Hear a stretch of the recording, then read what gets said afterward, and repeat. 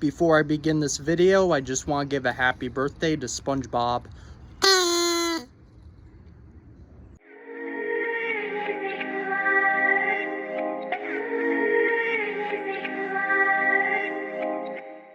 Hey guys, Mr. Titan here, and I'm back to review and rank every episode of SpongeBob SquarePants Season 10. And this shouldn't take me very long since Season 10 is the shortest season of the show at only 23 episode segments. I will say, as a quality over quantity guy, hell, look at my uploading schedule, most of the episodes here were something of quality, and I attribute that to the shorter episode count. Other episodes though, I might as well just get into it. Sit back, relax, stop by SpongeBob's place and order a SpongeBob patty and get ready for every episode of SpongeBob Season 10, ranked.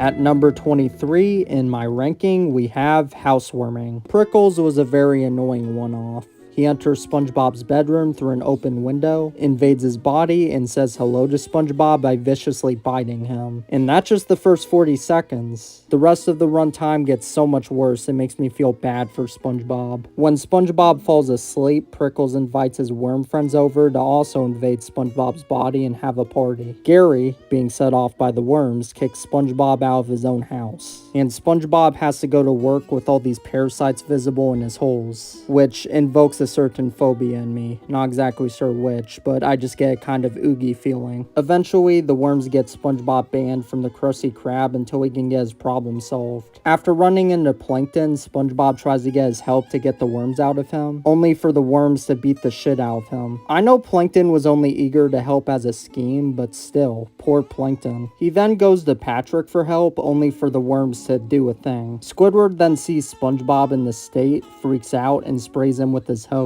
Oh look, and that solves the problem. Never mind.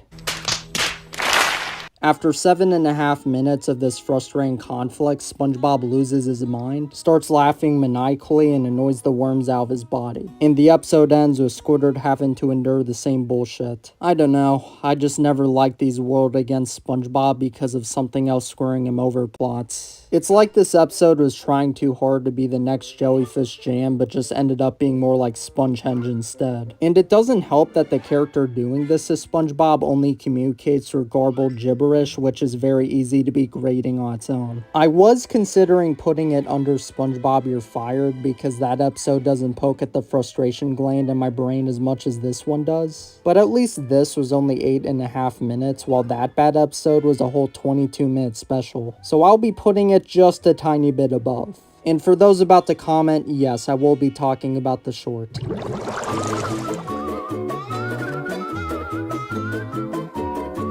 So, this is the short tied to the housewarming episode. But strangely, despite the fact that many other episodes have consisted of 3 segments as well as the crew considering it to be a 3rd segment as well, Nickelodeon sees it as just part of the housewarming episode. I, however, think of it as a 3rd segment. I don't care if I'm wrong. The short essentially acts as a prequel to housewarming and tries to give an explanation for why Prickles did what he did, and I guess make us feel sorry for him. Which, I'm sorry, just doesn't sway me. The short was relatively entertaining for what it was though, not factoring in housewarming. I'll be putting it under the donut of shame. What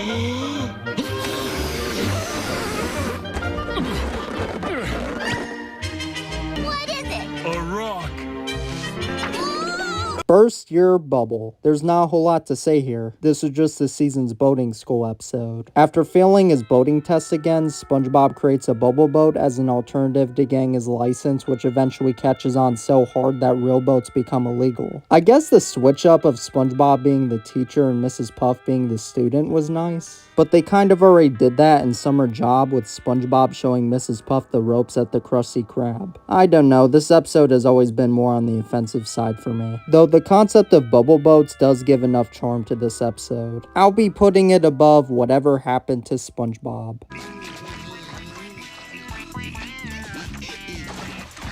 Oh, hey there, boyo. Lovely day for a boat wash. What? What the fuck?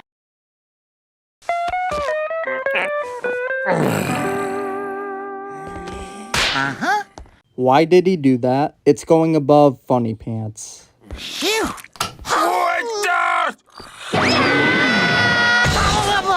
Finishing up the D tier very early, need I add, is sports. This is Squidward's most villainous role, and I like the joke that kickstarted it with the angel on Squidward's shoulder agreeing with the devil on his shoulder to incorrectly teach SpongeBob and Patrick how to play sports after they hurt him. Yeah, apparently SpongeBob and Patrick have never played or even heard of sports. Squidward tells them that sports are scored by who gets hurt the most, causing them to go out of their way to get hurt, and them doing it over and over again because of Squidward tricking them into thinking they tied. Eventually, Sandy comes in and delivers a good bit of comeuppance to Squidward. I like this episode, but it's definitely the most painful without entering the Splinter or House Fancy level. They even used the Wilhelm scream in this. SpongeBob and Patrick have had enough! Going above Jailbreak.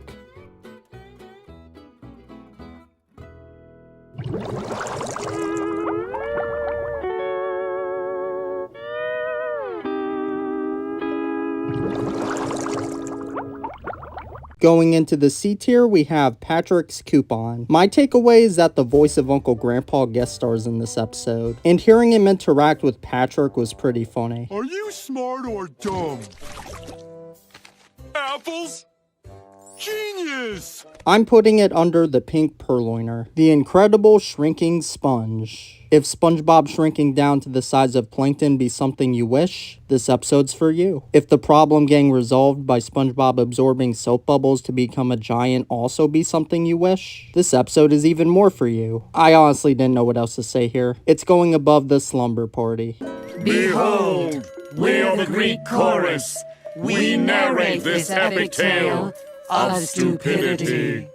It's been a while since we've gotten one of those. Speaking of things that haven't happened in a while, this is King Neptune's first role since one of the weakest specials of the show for my least favorite season. And how much better did it fare? A good amount. It's nothing too special though. SpongeBob and King Neptune bump into each other and SpongeBob accidentally takes Neptune's trident while Neptune accidentally takes SpongeBob's spatula. The chaos that occurs from someone like SpongeBob wielding such power was pretty entertaining. I especially like this ice cream volcano that floods Bikini Bottom, as well as Mr. Krabs giving away money because of the trident's power, putting it above Company Picnic. Next up, we got Lost and Found. So, the Krusty Krab has an underground Lost and Found area. Despite the fact it'll never appear again after this episode most likely, I like this new room getting explored and the various cameos and references to old episodes, such as the soda drink hat. I'll admit that's the most fun I had with this episode. The weirdest part of this episode was SpongeBob coming across these lost kids, now elderly because of how long they've been down there, who have been surviving off of eating candy. Yeah, that's a little disturbed. It's going above Goalfuls. Code Yellow. In this episode, Squidward goes to the hospital to get a nose job. Come on, Squidward, as someone who has a big nose also, you just have to own it. Plus, it looked cursed as hell. SpongeBob then joins him and along the way gets mistaken for a doctor upon becoming a volunteer candy striper. After coming to the solution of various other problems with other patients,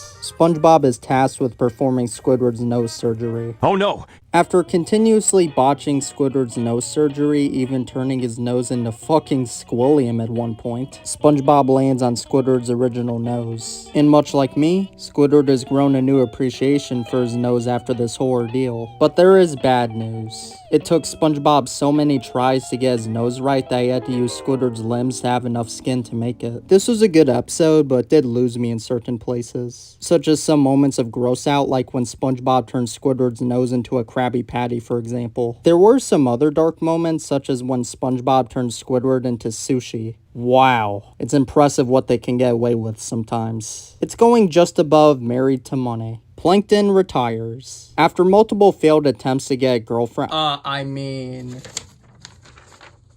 to steal a Krabby Patty, Plankton closes the chum bucket and moves to a retirement home where Mr. Krabs and SpongeBob follow him to make sure he's for real. Big plot twist. He's not, and is actually a robot clone of Plankton used as a ruse to lure SpongeBob and Mr. Krabs away from the Krusty Krab. The real plot twist comes from SpongeBob and Mr. Krabs actually having never left the Krusty Krab, and the ones at the retirement home being robots too. Definitely made this episode more memorable. I also love how the robot clones make fun of their original counterparts for taking the Formula Wars so seriously and just hanging out together. Props as well for bringing back the song that was the best part of All That Glitters. Going above Eek and Urchin. Next up we have Whirly Brains. I know this will come out of order, but because this is the first episode of season 10, I'm going to say it here. You can definitely see how wacky and animated the style gets with this episode alone. It even tops the last couple episodes of season 9 in that factor. As much as I prefer the lively animation of this over the stiff animation of season 6, I still hope for a good balance from here on out. Ironically, an episode with this heavy of an animation jump begins with SpongeBob and Patrick being bored. As if to solve their boredom, an ad comes on TV for a new toy called Whirly Brains, a remote-controlled propeller that attaches to the user's brain and allows it to fly around throughout the sky. Probably the weirdest idea yet from the show. It's definitely hella out there. Upon getting their Whirly Brains, SpongeBob and Patrick scare each other into flipping their lids and get this bizarre show on the road. After a little while of using their Whirly Brains to do stuff like mess with Squidward. Ah, the sanctity of my bathroom. The only place in the world where I can let it all hang out. What? Hi, Squidward! Aliens from Mars! They get challenged by a snotty kid to a brain race before said race gets cut short by an old man hitting down SpongeBob and Patrick's brains with his cane and locking them inside his house. I mainly remember him for being voiced by the late Ed Asner who played Carl from Up. After getting help from Sandy, SpongeBob, Patrick, and every other Whirly Brain user get reunited with their brains, and it's revealed the old man only took everyone's brains because he was tired of watching all the kids have fun in the air while he was stuck on the ground with his cane. So SpongeBob and Patrick give him their Whirly Brains to give him a happy ending. And it was nice to see this angry yet sympathetic character have fun in the end. Just saying, it's not hard to make a character like this a little likable. Despite being, well, more out there than ever before, this was a strong kickoff for season 10. The writers even picked up Mr. Krabs and Mrs. Puff's relationship after like 8 seasons. Also, according to Mr. Krabs, they've been dating for 16 years? This episode takes place that long after Krusty Love? Wow. Points also for referencing my favorite episode from last season. I definitely recommend this episode. Just keep in mind, you'll be in for a weird one. Okay, don't panic, Patrick. We'll find him. Just take it easy. Take it easy.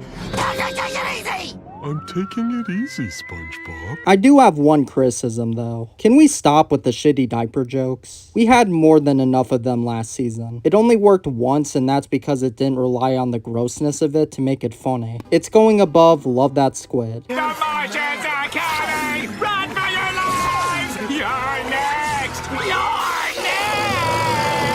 At number 10, we have Life Insurance. This was just a silly episode that featured a version of SpongeBob that harkened back to his more naive instead of overtly stupid self. After getting hurt a couple times upon waking up in the morning, SpongeBob sees a TV ad for life insurance and gets a contract, naively thinking it will protect him from getting hurt. Or perhaps it isn't naively, since it actually seems to have that protection power for whoever has the contract in their possession. It's a cartoon. Go with it. What I remember this episode most for, other than its silly premise, is the sushi maker, which is essentially the torture Squidward machine 2.0, as demonstrated when Mr. Krabs comes into play to explain to SpongeBob and Patrick how a life insurance policy actually works and tries to get paid off the potential death of Squidward. This show can get dark as hell sometimes. This one's going above Sandcastles in the Sand. Oh, so Burst Your Bubble wasn't the only boating school episode from this season. And this was a much fresher take on a boating school episode. SpongeBob mistakes an escaped prisoner for his new driving teacher, which results in him unknowingly becoming his getaway driver. And Mrs. Puff has to work with the actual getaway driver, played by Steve Buscemi, to get him back. This was a fun one. Recommend you give it a watch. It's going above Dumped. Mermaid Pants! This was the first Mermaid Man inspired episode to come out after the passing of Ernest Borgnine in 2012. While Tim Conway was still alive at this time, it wouldn't have been right to just have Barnacle Boy, so he was retired from that role. And honestly, I think that was a good move out of respect for them. And this was a good way to keep their legacy alive without relying on the characters themselves. Plus, it just gave us an entertaining episode. It'd be too long and convoluted to go over every bullet point, but the rundown is SpongeBob and Patrick gang so into their Mermaid Man and Barnacle Boy roleplay that Mr. Krabs and Squidward eventually join in. And Squidward gang too into his villain role as vengeance for SpongeBob and Patrick annoying him all day. Seriously, this guy has so much villain potential. Beyond that, there are a few little things I'd like to highlight, such as it being revealed that Mr. Krabs is a comic book nerd with a secret room dedicated to that interest. Honestly forgot that was part of the Mr. Krabs lore, holy shit. And this background music used for pretty much every Mermaid Man episode being given lyrics after all this time. Mermaid Man, our hero, Barnacle Boy, you too. Mermaid Man, crime fighter, Barnacle Boy, makes do. Not even the first time they've done it, just look at Now That We're Men. This is an episode that's just too good for summary. I'd recommend you watch it for yourself. It's going above Copy Bob Ditto Pants. Tune in next time for more mind-rotting adventures. I've really got to find another job. I wonder if it's too late to go back to college radio. Next up, we got Snooze You Lose. Firstly, I feel for Squidward here. I've had way too many sleepless nights and still do. Insomnia is a bitch that's been plaguing me since 2019. Though as far as I can recall, it's never gotten to the point of 3 days, which is how long it's been since Squidward has fallen asleep. Eventually, Squidward snaps at SpongeBob and Patrick for being too loud and explains the reason he hasn't slept is because he's got an audition for an orchestra that he's beyond nervous for. So SpongeBob recommends Squidward go for a walk to tire himself out enough to fall asleep, which actually works. Granted, he's so tired he doesn't realize he entered SpongeBob's house. Also, this screenshot is one of my favorite frames from this show. Just something so cozy and wholesome, yet out of context comedic about it. The next morning, SpongeBob and Patrick try to wake up Squidward so he won't miss his audition, but can't because he's in too deep of a sleep. So they make a clone of him, only for it to turn out horrific and just not work. What the fuck is that? They then get the idea to crawl inside Squidward and control him as audition. If you've seen my first 100 episodes ranking, you may remember my complaint of body horror in the Squidtastic Voyage segment. Well, dare I say, I think it worked a lot better here because the art and animation style at this point was more cartoony and exaggerated than ever to make stuff like body horror less uncomfortable to sit through, while the former was too restrained. That said, it still has uncomfortable moments because they literally ratatouille his brain. SpongeBob, Patrick, and Squidward then arrive at the audition, and after a second of getting the hang of Squidward's brain controls, SpongeBob makes Squidward play the clarinet beautifully in front of the conductor, which is pretty impressive actually. Squidward then wakes up and spits out SpongeBob and Patrick, but before he can tear them a new one for invading his body, he sees the conductor applauding him and requesting an encore, to which Squidward, now in full control, gives him just that. Doesn't go well at all. I had fun with this one, putting it above Sponge Kano. Also, the hash-slinging slasher guy's back. Now, if you'll excuse me, an episode about sleep kind of inspired me to take a nap. Coming in at number 6, we have Unreal Estate. After getting tortured a bit via a water hose, Squidward reaches his final straw and tries to convince SpongeBob he's developed an allergy to his pineapple to get him to move away. And after sneaking into his house in the middle of the night, pouring pepper everywhere and getting beat up by Gary in the process, Squidward's plan works as SpongeBob decides he has to do just that upon being unable to stop sneezing. After a few nice homages to the theme song, they come across a very fancy house that appeals to Squidward more than SpongeBob. So Squidward decides to move there instead and offers SpongeBob his house to stop his allergy. After the most relaxing night he's had in a long time thanks to not being surrounded by SpongeBob and Patrick, Squidward's relaxation gets interrupted by an intense realization. His fancy house ain't a house at all, but rather an old abandoned rocket ship getting ready for takeoff. I love how chaotic and out of left field this season has been so far. Upon crash landing back on Conch Street, Squidward demands his old house back from SpongeBob, to which he refuses, citing he gave it to him fair and square and he'd have nowhere else to go if he gave it up. Plus, SpongeBob already painted it to resemble his old home, which I find cute. Squidward then settles for SpongeBob's old pineapple, only to realize Patrick lives there now and has eaten a good portion of it.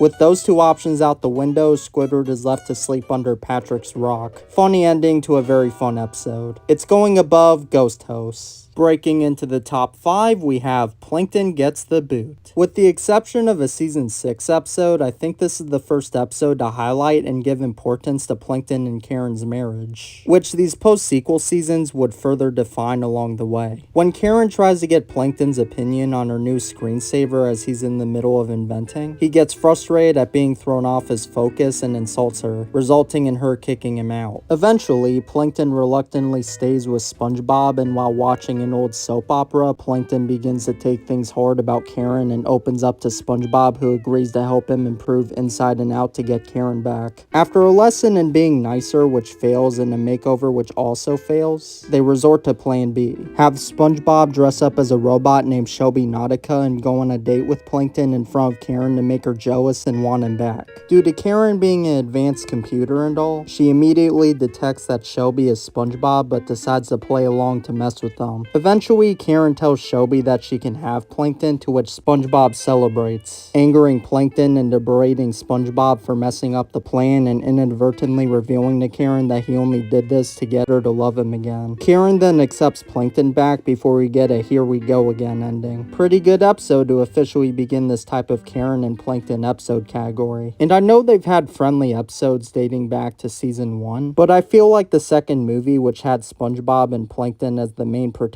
working as a team, pushed them into working together a little more frequently. I can definitely see what people mean when they call the stuff that came after the sequel the Renaissance era. Also, for those like me who get excited over Easter eggs, I'll give you a second to pause the video to see what references to past episodes you can find. Putting it above Goodbye Krabby Patty. Out of the picture. I really love this episode. It combines my love of art with a dark idea and executes it beautifully. When Squidward tries to put his art out there to the customers of the Krusty Krab, everyone shoots it down because he's Squidward and don't understand his art style. This was a nice setup, but truly gets set in motion when an art appraiser comes in and tells Mr. Krabs that as it is, Squidward's art won't be worth anything, but would be a lot more valuable if Squidward was out of the picture. Dead. So Mr. Krabs sends Squidward to dangerous places in hopes of getting him killed, including rock bottom, which was nice to see again. Call Mr. Krabs an asshole, and he is, but I'm not even mad because it serves the story well and shows how far some people could be willing to go to get money from the deceased, which sadly does happen. And as proven from episodes like Nasty Patty and One Krab's Trash, he already doesn't have much of any respect for the dead, so it doesn't feel too out of character for him. Compared to One Course Meal, and it's just him making fun of a suicidal guy who used to be his friend with no further substance. Not even a comeuppance. Whereas here, after Squidward survives, Mr. Krabs tries to finish the job himself, which eventually leads to both Mr. Krabs and Squidward destroying Squidward's paintings and even the Krusty Krab, thinking they'll get paid by the art appraiser who is intrigued by their performance art, only for him to say that they can't put a price on performance art as it's an in-the-moment thing. So Mr. Krabs gets screwed out of his restaurant because he did something evil for the sake of money. And he gets a further comeuppance when he and Squidward get smashed by debris from the Krusty Krab and become an art piece. Not deserved on Squidward's part, but I'll take my wins where I can get them. I just enjoyed this episode and its take on art becoming more valuable after the artist passes. And that's why I'll be putting it above Bummer Vacation. And looky here, that concludes the C tier.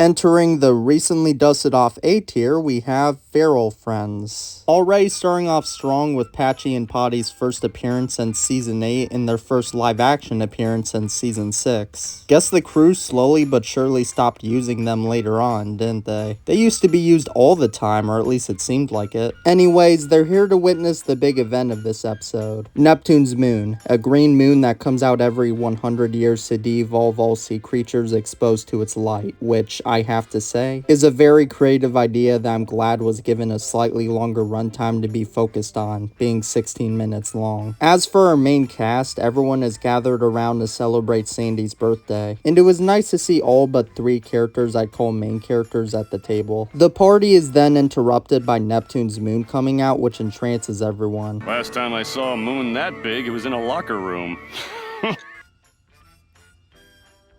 Sandy then witnesses all the sea creatures get de-evolved, including my personal favorite background fish, but realizes it has no effect on her thanks to her being a land creature. Squidward is then revealed to be the only sea creature left in his normal state thanks to taking a bathroom break as everyone else got devolved, which leads to Sandy trying her best to protect him from also getting devolved. And honestly, if the special went in the direction of Sandy protecting Squidward from this de-evolution, that would have been pretty cool. But at the same time, it would have been challenging as hell to keep him away from the light while having him do something of substance for 16 minutes. And he does deliver a good conflict and danger to Sandy and the rest of the devolved cast later on as a primal octopus, so I completely get it. Just something I've always been conflicted on. And Sandy does still have a good team up with the French narrator of all characters. Yes, the French fucking narrator. I love how the show just went for it and turned him into a character that is in a position to interact with the others, at least Sandy.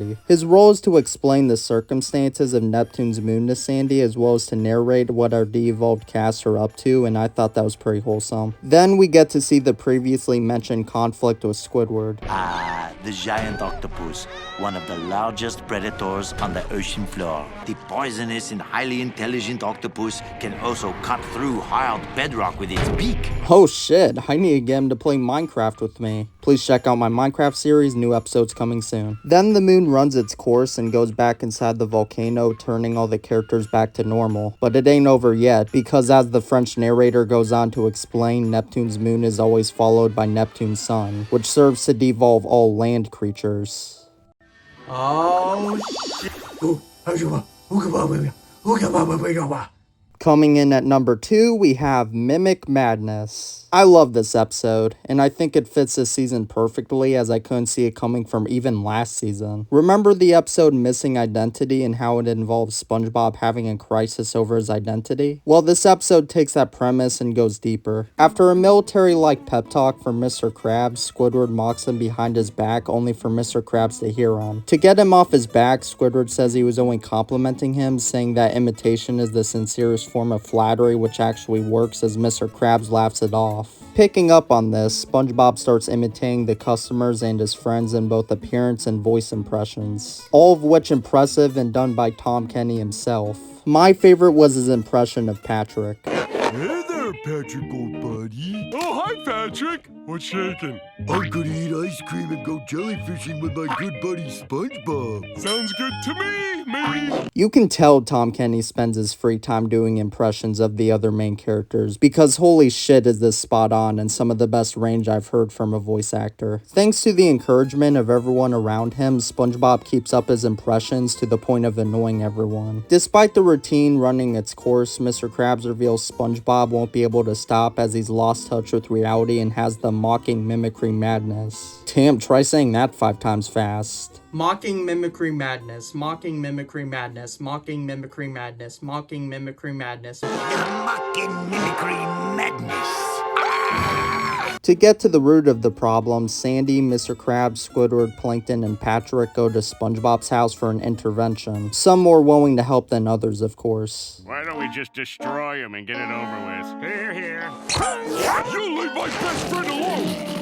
It was just a suggestion. Upon letting them in, SpongeBob imitates all 5 of them at once and as a result forgets who he is. He then runs away into a cave and Tom Kenny sings a really good emotional song dedicated to SpongeBob's identity crisis. And while not being my personal favorite, it's definitely one of the best songs of the whole show. Eventually, the gang finds SpongeBob and Sandy decides it'll take them imitating him to get SpongeBob to remember who he is. So Sandy paints everyone yellow and they start acting like him, resulting in the grand ending of SpongeBob coming to his senses and remembering who he is. Only for his friends that have been affected by the mocking mimicry madness. Oh shit, here we go again. This was one of the best episodes ever, honestly, and just has so much going for it. And that's why it's going above Krusty Towers. This is one of the top ones I'd recommend if you love these characters. Though that bears the question, what's my number one pick? Coming in at number 1 is SpongeBob's Place. Upon SpongeBob receiving more credit for the Krabby Patty than Mr. Krabs despite the fact he created it, Mr. Krabs sends SpongeBob away out of jealousy. I really like this dynamic being explored because it makes sense that the hands-on fry cook would get more praise than the creator of the Krabby Patty who has lost touch with cooking anything good. After a while of being away from the Krusty Krab and having done everything he could possibly do, SpongeBob decides to do roleplay Krusty Krab and attracts all the customers from the actual Krusty Krab down to his place.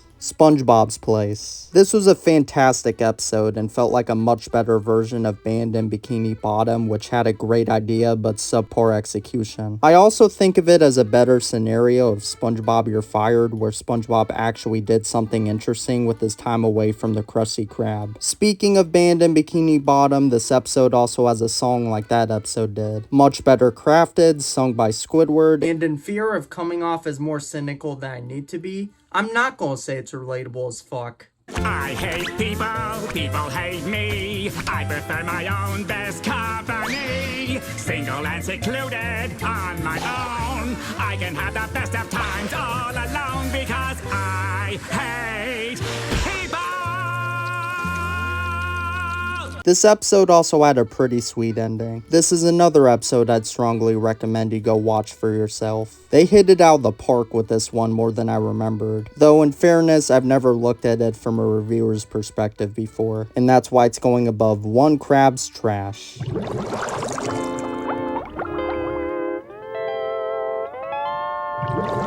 So, that was every episode of SpongeBob Season 10 ranked worst to best, and I have to say, I'm impressed. There was only one bad episode and it wasn't even full length, and while most of the episodes were C tier, it had 3 episodes that I consider A tier worthy. And I haven't used the A tier for an episode since season 4. The art style and animation has also stepped up from the second half of season 9, being extra cartoony by comparison. The line thickness on the characters has also been increased, which would go unchanged until season 13. In other words, season 9B walked so season 10 could run in that regard. I think I'd still prefer season 9 over it because that season had a better balance of fun animation and relaxed moments, but season 10 is definitely right behind it. Can I also say how one of the most ranted upon aspects of SpongeBob, Squidward torture, is actually improved upon here? You've got episodes like Sports, Unreal Estate, and Mermaid Pants that have Squidward do things borderlining on evil, so it's more of a satisfying karma trip than anything. And while there are still episodes where he doesn't do anything to deserve his pain, such as Out of the Picture and Life Insurance,